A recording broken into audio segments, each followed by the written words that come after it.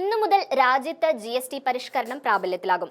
5, 12, 18, 28% എന്ന 4 സ്ലാബുകളിലായിരുന്ന നികുതി ഘടന ഇന്നു മുതൽ 5%, 18% എന്നീ 2 സ്ലാബുകളിൽ മാത്രമേ ഉണ്ടാകുകയുള്ളൂ.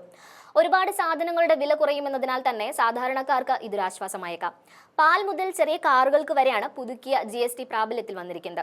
പാൽ ഉൽപ്പന്നങ്ങൾ, സിമന്റ്, തുകൽ ഉൽപ്പന്നങ്ങൾ, സംസ്കരിച്ച ഭക്ഷ്യവസ്തുക്കൾ, നെയ്യ്, പരിപ്പ്, തുണിത്തരങ്ങൾ, പാദരക്ഷകൾ, കുട്ടികളുടെ napkin, hair oil, tooth paste, മരുന്നുകൾ, മെഡിക്കൽ ഉപകരണങ്ങൾ, 3500cc താഴെയുള്ള ഇരുചക്രവാഹനങ്ങൾ, മുച്ചക്രവാഹനങ്ങൾ, മാർബിൾ, ഗ്രനൈറ്റ് എന്നിവയ്ക്കാണ് പ്രധാനമായും വില കുറയുക. ഇതിനു പുറമെ TV, വാഷിംഗ് മെഷീൻ, ഫ്രിഡ്ജ്, പെൻസിലുകൾ, സൈക്കിളുകൾ എന്നിവയുടെ വിലയിലും GST സ്ലാബ് വന്നതോടെ വില കുറയും. GST ഇളവിന്റെ ഗുണം മിൽമയുടെ വെണ്ണ, പനീർ, ഐസ്ക്രീം തുടങ്ങി 100-ലധികം ഉൽപ്പന്നങ്ങൾക്ക് ബാധകമാകും. മിൽമയുടെ നെയ്യ് 1 ലിറ്ററിന് 45 രൂപയാണ് കുറയുക. അതായത് നിലവിലെ 720 രൂപയിൽ നിന്ന് 675 രൂപയായി കുറയും. പുതിയ ഘടന അനുസരിച്ച് 33 ജീവൻ രക്ഷാ മരുന്നുകളെ GSTയിൽ നിന്ന് ഒഴിവാക്കിയിട്ടുണ്ട്. എന്നാൽ ലോട്ടറി, ആഡംബര വസ്തുക്കൾ, പുകയില എന്നിവയ്ക്ക് 40% എന്ന അധിക നിരക്കാകും ബാധകമാവുക.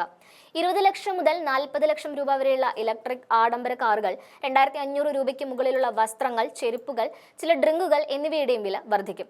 ഇന്നലെ പ്രധാനമന്ത്രി രാജ്യത്തെ അഭിസംബോധന ചെയ്തപ്പോൾ GST പരിഷ്കരണം രാജ്യത്തിന്റെ വികസനത്തെ ത്വരിതപ്പെടുത്തുമെന്നും യുവാക്കൾക്കും കർഷകർക്കും മധ്യവർഗത്തിനും ഇതിന്റെ പ്രയോജനം ലഭിക്കുമെന്നുമാണ് വ്യക്തമാക്കുകയുണ്ടായത്. ആരോഗ്യ ഇൻഷുറൻസ്, ഇന്ത്യൻ നിർമ്മിത ബ്രെഡ് എന്നിവയെ GSTയിൽ നിന്ന് ഒഴിവാക്കിയിട്ടുണ്ട്. നിലവിൽ 18%, 12% എന്ന നിലയിൽ നികുതി ചുമത്തുന്ന ഉൽപ്പന്നങ്ങളിൽ 90%-ന്റെയും നികുതിയാണ് ഇതോടെ കുറയുക. എന്നാൽ നിലവിലെ സ്റ്റോക്കുകൾ പൂർത്തിയായി വരും ദിവസങ്ങളിൽ പുതിയ സ്റ്റോക്ക് ഇറങ്ങുമ്പോഴേക്കാകും പ്രത്യക്ഷമായി ഈ വിലക്കുറവ് ബാധകമാവുക.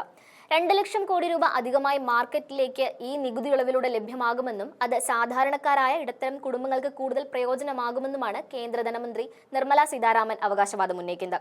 എന്നാൽ ഉപഭോക്തൃ സംസ്ഥാനമായ കേരളത്തിൽ ഈ നികുതി ഇളവ് ആശങ്ക ഉളവാക്കുന്നത് തന്നെയാണ്. എന്തെന്നാൽ നികുതി വരുമാനം കുറയുന്നു എന്നത് കേരളത്തിനുള്ള നികുതി വിഹിതത്തിൽ കുറവുണ്ടാവുകയും പ്രതിവർഷത്തെ 8000 കോടി രൂപയുടെ കുറവ് സംസ്ഥാനത്ത് ഉണ്ടായേക്കാനും കാരണമായേക്കുമെന്നതാണ് സർക്കാരിന് ആശങ്ക ഉണ്ടാക്കിയിരിക്കുന്നത്.